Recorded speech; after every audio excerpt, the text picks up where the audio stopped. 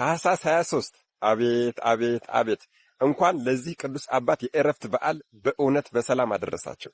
አንተ በመንፈስ ቅዱስ ተመርተህ የደረስከውና የጻፍከውን ይህንን ታላቅና ኃያል ጸሎት ቆሞ የጸለየውን ሰው በዓይኑ ያየውን ሰው በሙሉ በፍርድ ቀን እምርለታለሁ። እጅግ በጣም ይገርማል እኮ የአንተን ጸሎት በአየበት ዓይኑ ያየውን ሰው በሙሉ እምርለታለሁ። መቆም ሳይችል ቀርቶ ይህንን ጸሎትህን ቁጭ ብሎ የጸለየውን ደግሞ የሥጋ ዘመዱን እያንዳንዱን ቆጥሬ በፍርድ ቀን እምርልሃለሁ።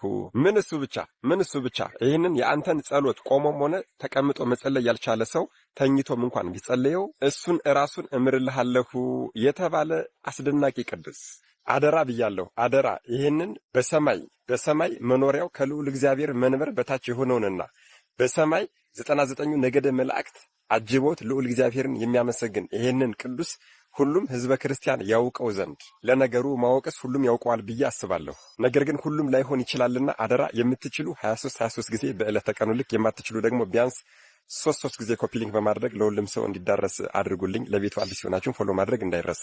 ነገ ታኅሳስ 23 አቤት አቤት አቤት! እጅግ በጣም ይገርማል እኮ ወገኖች። ይህን ቅዱስ የምናውቀው የሚመስለን ነገር ግን በደንብ ያላወቅነው በቅድስት ቤተ ክርስቲያናችን ሁሌም ቢሆን በእየቀኑ በጧትም በማልትም በሌሊትም በደስታም ይሁን በሐዘን ሁሌም ቢሆን ስሙ የሚጠራ እርሱ በመንፈስ ቅዱስ ተመርቶ ይህንን የደረሰልንን ድንቅ የሆነ ጸሎት ስንጸልይ ፍቅር ለሌለን ፍቅርን፣ ሰላም ለሌለን ሰላምን፣ ጤና ለሌለን ጤናን፣ ተስፋ ለሌለን ተስፋን፣ መንገዱ አቅጣጫው ለጠፋን ደግሞ መንገዱን፣ እምነት ለሌለን እምነትን፣ ክብር ለሌለን ክብርን፣ ሞገስ ለሌለን ሞገስን፣ የእግዚአብሔር ጸጋ ለሌለንና የእግዚአብሔርን ጸጋ ላላወቅን ደግሞ የእግዚአብሔርን ጸጋ የሚያሰጠን እንዲሁም ደግሞ ዕውቀትን ልቦናንና ማስተዋልን የሚያሰጠን በተጨማሪም ደግሞ የዚህችን ዓለም ከዕለተ ፍጥረት ጀምሮ እስከ ዕለተ ምጽአት ድረስ ያለውን ሁኔታ የሚያስረዳንና የሚገልጽልን የቤተ ክርስቲያናችንን ታላቅ የሆነውን ጸሎት የደረሰልን ቅዱስ አባት።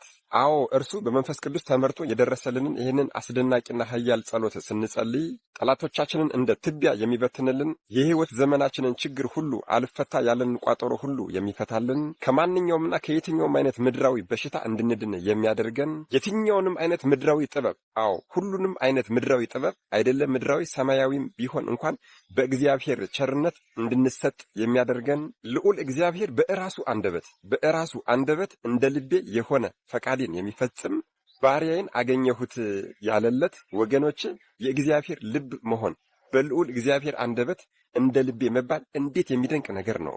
በዚህም የተነሳ የክብር ክብር፣ የምስጋናም ምስጋና፣ የውዳሴም ውዳሴ በጸጋ የሚገባው 7 ሀብታት ከልዑል እግዚአብሔር የተሰጡት አስደናቂ ቅዱስ አባት። እነዚህ 7 ሀብታትም ሀብተ ትንቢት፣ ሀብተ